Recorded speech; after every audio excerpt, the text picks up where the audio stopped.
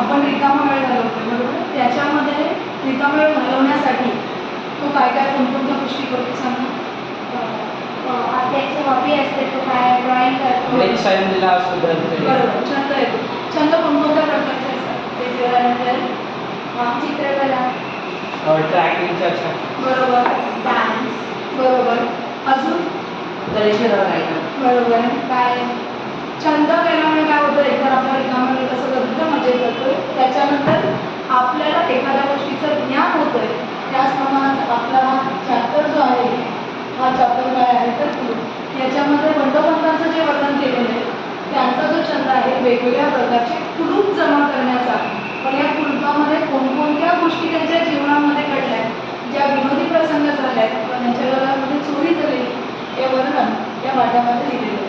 बघा पाठ नंबर 37, पाठ क्रमांक 10 कुलूप. लेखक आहेत श्रीपाद कोल्हटकर, म्हणजे श्रीपाद कृष्ण कोल्हटकर. जन्म 1871, मृत्यू 1934. समीक्षक, समीक्षक म्हणजे जे साहित्य लिहिलेलं असतं ते साहित्य लिहिलेलं असतं ना त्याच्यावर क्रिटिसाइज करणं, म्हणजे त्याच्यामध्ये कोणकोणत्या प्रकारचं साहित्य. मग हे समीक्षक असताना आपल्याला साहित्य, वेगवेगळ्या प्रकारचं साहित्य लिटरेचर आत्मसात असणं गरजेचं. कोणी उठून कोणालाही क्रिटिसाइज करू शकतो आहे का तर नाही. म्हणून श्रीपाद कृष्ण कोल्हटकर हे समीक्षक होते. याच्यावरूनच कळत आहे त्यांची ज्ञान संपदा भरपूर प्रमाणामध्ये मोठी होती. लेखक, कवी, नाटककार, कथाकार, कादंबरीकार, मूकनायक, मुक्तमंजुषा, नीतिविकार, प्रेम संशोधन इत्यादी नाटके, सगळ्या प्रकारचं लेखन दिसतंय. समीक्षक तर होतेच, कवी, नाटककार, कथाकार, कादंबरीकार. आतापर्यंत आपण जे बघितलेले ते तर कवी होते, either ते लेखक होते नाही तर नाटककार होते. पण हे व्यक्तिमत्व जर आपण बघितलं, या व्यक्तिमत्वामध्ये सगळे गुण आहेत आणि म्हणूनच त्या ठिकाणी ते उत्तम काय होते तर समीक्षक होते. त्याच्यानंतर दुप्पी की दुहेरी, श्यामसुंदर इत्यादी कादंबऱ्या. गीतोपायन हा काव्यसंग्रह प्रसिद्ध. सुदामाचे पोहे हा विनोदी लेखसंग्रहाचा संग्रह प्रसिद्ध आहे. हा विनोदी लेखसंग्रह जो आहे, हा विनोदी लेखसंग्रहातूनच काय घेतलेला आहे तर आपला हा पाठ जो आहे हा पाठ त्याच्यामधूनच घेतलेला आहे. विनोदी, प्रत्येकालाच विनोदी लेखन जमतंय का तर नाही. मराठी साहित्यामध्ये जे विनोदी लेखक आहेत त्याच्यामध्ये पु ल देशपांडे, वपू काळे आणि त्याच्यानंतर श्रीपाद कोल्हटकर लेखक आहेत, ज्यांचं विनोद लेखन हे सगळ्यात जास्त काय आहे तर प्रसिद्ध आहे. आता बघूया, आमच्या बंडूनानांना कुलपाचा मोठा शौक होता. आता शौक म्हणजे काय तर छंद. पण त्यांना ते कसं होतं तर अनेक धातूंची, अनेक आकारांची, अनेक कळींची कुलपे जमून संग्रहालय, संग्रह आणि आलय दोन शब्द काय आहेत तर मिक्स आहे संधीचे. आलय म्हणजे लय म्हणजे हिमालय, हिमालय, हिमाचं घर म्हणजे त्याला काय म्हणतो तर हिमालय. म्हणजे संग्रह, वस्तूंचा जो संग्रह असतो आहे आणि त्याचं घर म्हणून त्याला काय म्हटलं जातं तर संग्रहालय. हे दोन शब्दांची काय झाली तर संधी झाली. आता इथं जर आपण बघितलं त्यांच्याकडे वेगवेगळ्या आकाराची, आपण बघितलं तर छोट्या कुलपांपासून तर मोठ्या कुलपांपर्यंत सगळी कुलपं आपल्याला माहिती आहे. पण या बंडूनानांकडे प्रत्येक धातूचं, तुमच्या काळामध्ये कोणकोणत्या धातूंची, धातू म्हणजे मेटल, कोणकोणत्या प्रकारची कुलपं असतात? ॲल्युमिनियम, बरोबर. दुसरं आहे, बरोबर आहे. अजून पितळ, पितळाचं आहे, बरोबर. हां, आणि आता नवीन प्रकारचं स्टीलचं, आता आपल्याकडे जर आधुनिक पद्धतीचं होतं चारीवाला कुलूप आहे का तर नाही. आजकाल कोणकोणत्या प्रकारचं कुलूप आहे घराला बरोबर आहे. कारण पण इथं जर बघितलं ज्या काळामध्ये चॅप्टर लिहिलेलं आहे त्या काळामध्ये त्या प्रकारची कुलूपं नव्हती. पण जी काही होती त्या काळामध्ये त्यांच्याकडे अनेक कळींची म्हणजे काय तर चावीची. कळीचा अर्थ काय होतं तर चावी. अनेक प्रकारच्या चावीची कुलपं त्यांच्याकडे होती आणि या सगळ्यांचा संग्रह कोणी करून घेतलेला होता तर बंडूनानांनी करून घेतलेला होता. आपण घरामध्ये कुलपं कोणत्या ठिकाणी लावतो सांगा? दरवाजाला. अजून अजून कपाट जे आहे म्हणजे जिथं आपल्या इम्पॉर्टंट गोष्टी आहेत जे दुसऱ्यांना कोणी घेऊन जाऊ नये याच्यासाठी. पण बंडू नानांचं बघा तर दूध दुभत्यांपासून दूध दुभते. आता आजच्या काळात फ्रीज आहे, पण पूर्वीच्या काळात जसं होतं ना तर नाही. दूध दुभते किंवा स्टोवचं जे खायचं सामान आहे त्याच्यासाठी जे कपाट होतं त्या कपाटाला सुद्धा त्या ठिकाणी काय करत होतं, कुलूप लावलं. म्हणजे इथूनच कळत आहे की बंडू नानांना कुलूप कुठं वापरायचे कुठं नाही वापरायचे हे समजत होतं का? तर अजिबात नाही. कारण या गोष्टी खाल्ल्या तरी कोण खाणार आहे, तर घरातलेच खाणार आहे किंवा बाहेरचा जरी येऊन खाल्ला तरी काय फरक पडणार होतं का? तर नाही. परंतु या ठिकाणी त्यांनी त्या कपाटाला सुद्धा कुलूप लावलेलं होतं. ते तहत तहत म्हणजे काय तर पर्यंत, म्हणजे दूध दुभत्याच्या कपाटापासून ते पैशांच्या तिजोरीपर्यंत त्यांनी काय केलेलं, प्रत्येक ठिकाणी कुलूप लावलेली होती. आता हे कुलूप लावलेलं असताना याच्यामध्ये आयदर बंडू नानांना वेळ खूप होता, वेळेचं महत्त्व होतं का? नाही. त्यांच्या वेळेचं महत्त्व लागणार नव्हतं, पण बाकीच्यांचंही वेळ काय करत होते ते मिळालं होतं.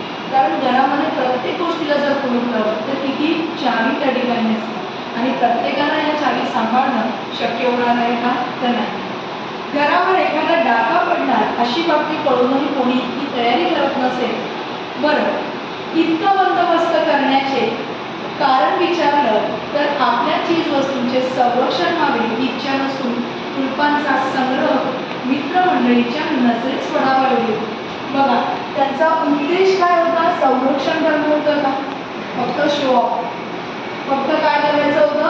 माझ्या मित्रमंडळींना दाखवायचं होतं की माझ्या घरात किती, बरोबर आहे. आपल्या घरात छोटेशमध्ये अनेक बिनकामाचे वस्तू पडलेले असतात, ते फक्त शो ऑफ, टॉईज, डॉल्स, बरोबर आहे. कोणी लहान मुलांना एकदा तरी मागितलं तरी कोणी देत आहे का? नाही. ज्या गोष्टीचा उद्देश ज्या कारणासाठी आहे ते उद्दिष्ट जर साध्य नाही झालं त्या वस्तू बनवण्याचा काही फायदा आहे का? नाही. मग तेच कुठं दिसतं आहे तर आपल्याला इथं दिसतं. बंडू नानाला संरक्षणासाठी कुलपं पाहिजे होती का? तर नाही. त्यांना कुलपं कशासाठी पाहिजे होती? फक्त आपल्या मित्रमंडळींना आपला चंद्र दिसणं याच्यासाठी.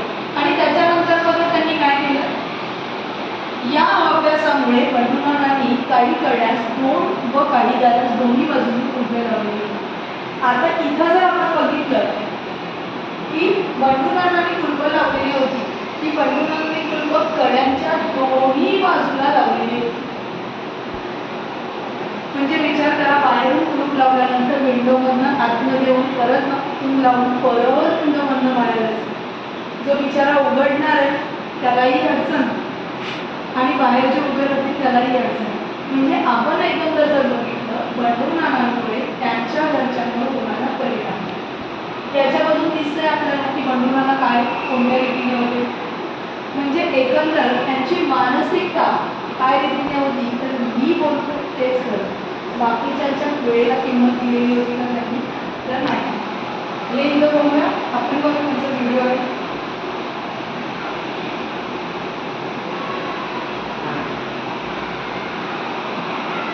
साधारणतः त्या व्हिडिओमध्ये तुम्ही कुलपं दाखवलेली आहे. 8-10 जवळ जाणण्याला पान, तर घरात येणाऱ्या मित्रमंडळींना त्यांचा हा कुलुपाचा खजिना दिसावा म्हणून. कुलुपाचा संग्रह एवढा होता की एका कडीला 2-2 कुलुपे अडकत. साखळी, त्याला कुलूप, विचार करा, हे लावण्यासाठी जाणारा वेळ आणि त्याच्यानंतर केलेलं काम, संग्रह, कलेक्शन. तसंच दरवाजाच्या दोन्ही बाजूंना ही कुलुपे अडकवलेली होती. या कुलुपाच्या छंदामुळे अनेक चमत्कारी प्रसंग त्यांच्यावर आले होते. त्यापैकी एक प्रसंग असा होता की एकदा आता म्हणजे कुलपं लावली, दोन्ही बाजूंना कड्यांना कुलपं लावली, तरी तिथं बंडू नाना चोरीसाठी वाचवू शकलेले होते का त्यांना? तर अजिबात नाही. म्हणजे एकंदर जर आपण बघितलं, कुलपाचं जे कर्तव्य आहे संरक्षण करण्याचं हे बंडू नानांच्याकडे झालेलं होतं का? तर अजिबात नाही. बघा पुढे, म्हणजे याच्यावर बंडू नानांचा स्वभाव कसा होतो तर ते सांगा मला. कुठले स्वभाव वैशिष्ट्य दिसतील? मोठे शौकीन, नंतर शेल्फिश, ते जे सांगायचं तेच खरं, बाकी सगळं बरोबर, हट्टी आणि म्हणजे दिखाऊपणा. मी सांगेन ती पूर्व दिशा, म्हणजे मी सांगते बाकीच्यांचा विचार ते करत होते का? तर नाही. आणि फक्त शो ऑफ करण्यासाठी, तिसऱ्यांना दाखवण्यासाठी कुलपाचा छंद त्यांनी काय केलेला होता तर केलेला होता. म्हणजे तिथं बुद्धिमान प्राणी म्हणण्यासाठी बंडूरांना होते का? तर अजिबात नाही.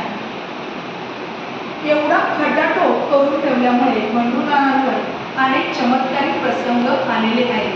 बघा, खटाटोप करणे याचा अर्थ काय आहे तर प्रयत्न करणे.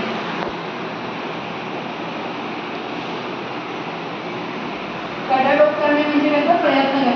बंडूरांनी हे एवढे सगळे केले पण तरीही चमत्कारिक म्हणजे अनेक वेगवेगळ्या गोष्टी ज्या स्वप्नामध्येही आपण विचार केलेला नाही त्या त्यांच्या आयुष्यामध्ये घडलेल्या.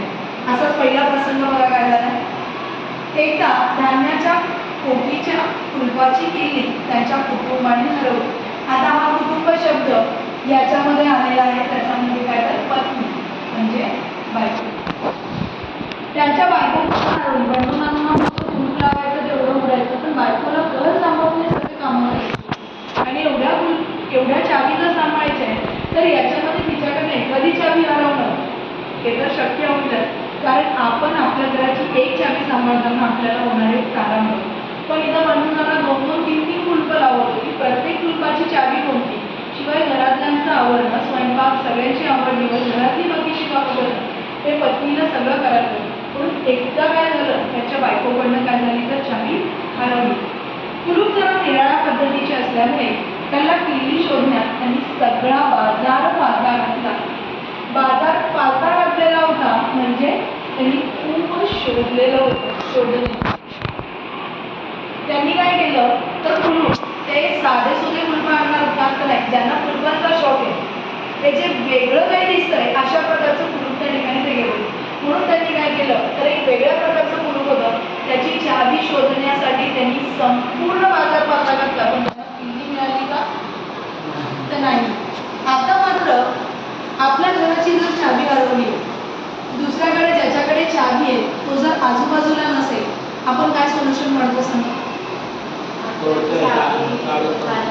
चावीवाल्याला बोलवतोय किंवा तोडून टाक. एवढा विचार आपण पहिले काय बघतोय, सोय बघतो. मोठी जबरदस्त त्या कुलपाला महत्व देतो आहोत नाही, ती काय निर्जीव गोष्ट आहे, नॉन लिव्हिंग थिंग. परंतु मात्र इथं जर आपण बघितलं की इथं आता चावी नाही मिळत आहे, चालेल, विषय संपला. गरीब बंडूरांनी काय करायला पाहिजे होतं, कुलूप तोडायला पाहिजे. कारण कुलूप कशाला कसली चावी होती तर धान्याच्या कोठीची. जिथं जेवणाचं सामान आहे तिथंच ती वाढवलेली आहे. तर इथं त्यांनी काय केलं होतं असल्यामुळे त्यांना किल्ली शोधण्याकरता सगळा बाजार पालथा घातला तरी किल्ली मिळेना. बरे, कुलूप लोहाराकडून काढावे तर पोटच्या पोरापेक्षाही ममतेने वाढवलेल्या कुलपाची हाडे खिळखिळी होताना पाहणे बंडूरांना तर दुर्घटच होती. आता इथं बघा त्यांनी सांगितलंय दुर्घट म्हणजे काय तर अवघड होतं. कुलपाला इतके जपायचे की ज्याच्याप्रमाणे माझं मूल आहे, जर तुम्हाला लागलं तर तुमच्यापेक्षा वेदना कोणाला जास्त होतात? आई वडिलांना, बरोबर. आता ही कुलूप निर्जीव गोष्ट आहे, ही तुटली तरी ते कोण ओरडणं नाही. पण माझ्या मुलांना जर 2 वेळचं जेवण नाही मिळालं तर मात्र त्यांना त्रास होतो. मग इथं बंडूरांचा कोणता विचित्र स्वभाव दिसतो सांगा? की ते त्यांच्या भूमिका प्रेम करतात आणि बरोबर. अजून काय सांगता येईल बंडूरांचे या 2 वाक्यांवरून कोणत्या स्वभावाचं सांगता येईल? त्यांच्या घरातल्यापेक्षा कुटुंबाची जास्त. अगदी बरोबर. त्यांना नॉन लिव्हिंग थिंगवर जास्त प्रेम असते, जीवित असते. अगदी बरोबर. अजून जर आपण महत्वाचा गुण जर याच्यावर बघितला तर त्यांना म्हणून अविचलित, एका शब्दामध्ये विचार करण्याचं सामर्थ्य त्यांच्याकडे होतं ना तर नाही. कारण आयुष्यामध्ये कशाला महत्व द्यायचं कशाला नाही द्यायचं बंडूरांना कळायला तर अजिबात नाही. म्हणून इथं त्यांनी काय केलं तर त्यांनी काय हाडं खिळखिळली होती, कुलपाला दुःख होईल म्हणून त्यांनी त्या कुलपाला काय केलं न तोडण्याचा निर्णय घेतला. आता मला झालं असं तिथं कुलूप न तोडण्याचा त्यांनी निर्णय घेतला तर ठीक आहे, पण कुटुंबातल्या दुसऱ्या व्यक्तीच्या घरात आहे, त्यांच्या जेवणाखाण्याचा इंतजाम करायला काहीतरी त्यांनी काय प्रबंध करायला पाहिजे होता. पण त्यांनी तसंही केलं का? त्यांनी काय केलं बघा, शिवाय गृहस्थ इतका मानी म्हणजे काय तर गर्व, स्वाभिमानी. त्याने शेजारच्यांपाशी कधी पसारभर धान्यही उसने मागितले नाही. पसारभर म्हणजे अगदी कधी त्यांनी उसनं म्हणजे आता मी एखादी गोष्ट सांगली आणि ती खूप अर्जंट आहे मार्केटमध्ये. आता ऑनलाईन वगैरे सगळं सुविधा उपलब्ध आहे, पण पूर्वीच्या काही कसं होतं का की नाही कोणाकडनं तरी शेजारच्या पाजारकडनं ती वस्तू आणायची आणि ती वेळ मागून न्यायची. पण हा मनुष्य इतका स्वाभिमानी होता की त्याने कोणाकडे धान्यही मागितलं. मला इथं कुलूपही तोडायचं नाहीये, कोणाकडे धान्यही मागवायचं नाही. म्हणजे याच्यावरून दिसत आहे बंडूमाना कशा होते तर स्वार्थ. फक्त मी आणि मी या मीच्या पुढे काही होतं का जग नाही. मग त्याच्यासाठी बाकीचे माझे कुटुंब सफर झालं तरी चालेल. मग त्यांनी कोणाकडे धान्यही मागितलं नाही. अशा परिस्थितीमध्ये एक दिवस सर्व मंडळींनी त्या कुलपानिमित्त कडकडीत उपवास काढला. म्हणजे काय थोडंफार असेल उरलेलं किंवा त्या ठिकाणी तर त्यांनी काय केलं तर ते उपवास त्या ठिकाणी मानलं. परंतु मात्र पण इथं जर आपण बघितलं तर इथं त्यांनी काही न करता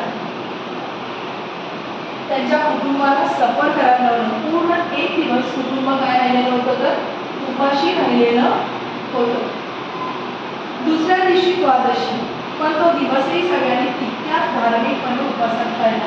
याच्यावरनं कुटुंबाचं म्हणजे कुटुंब म्हणजे फॅमिली मग पत्नी तिथं घेऊया कुटुंबाचा कोणता गुण दिसतोय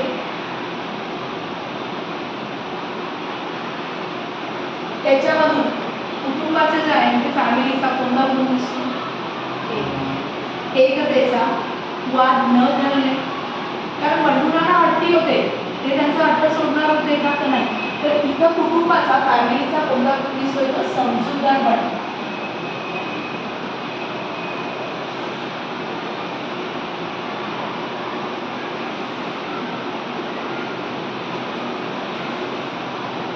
अंडरस्टँडिंग.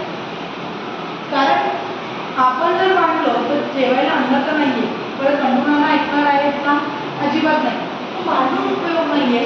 कारण एक ऐकत नाही त्याच्यामुळे आपण का त्रास करून घ्यायचा स्वतःला. कारण शेवट काय होणार आहे बंडूनाना ऐकणार आहेत का भांडून पण नाही. म्हणून इथं कुटुंबाचा काय स्वभाव दिसतो तर समजूतदारपणा. त्यांनी काही न बोलता 2 दिवस त्या ठिकाणी उपाशी होऊन काढले.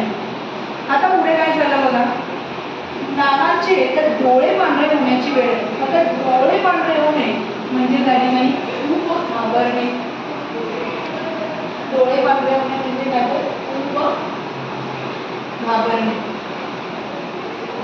2 दिवस नुसतं पाणी पिऊन जर आपण भागलेलं आहे, आपण कष्टही करतो आहोत तर 2 दिवस नुसतं पाणी पिऊन शेवटी काय होणार आहे असंच होणार आहे. विचार करा बंडूनानांचे जे हाल असतील कुटुंबामध्ये असलेले लहान मुलांचे होणारे हाल हे बंडूनानांना दिसायला पाहिजे होतं, पण बंडूनानांना दिसलं का तर नाही.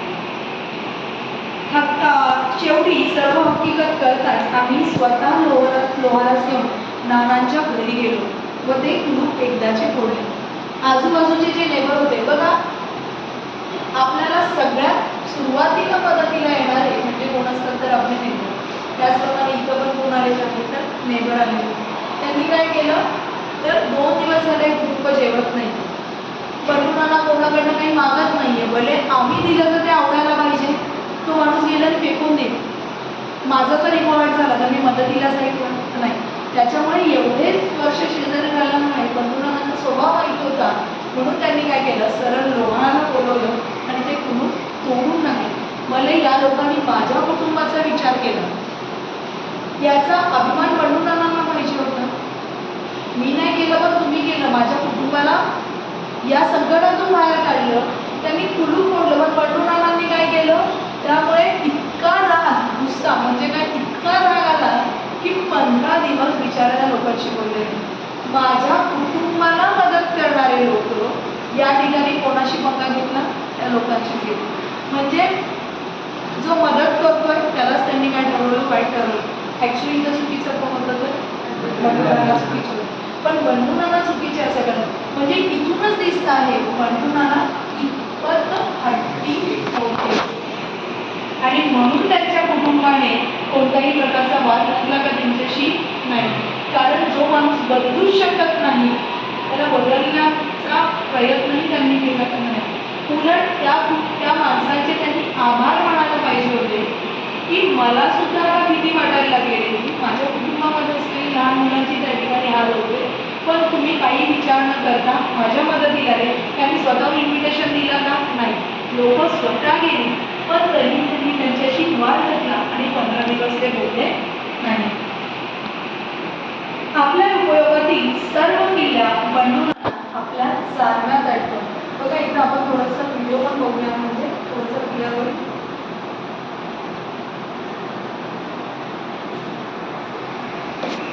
पाठ 10 होते. म्हणजे या कुलुपांना कोणतीही किल्ली, खिळा किंवा काळी लागत नसे.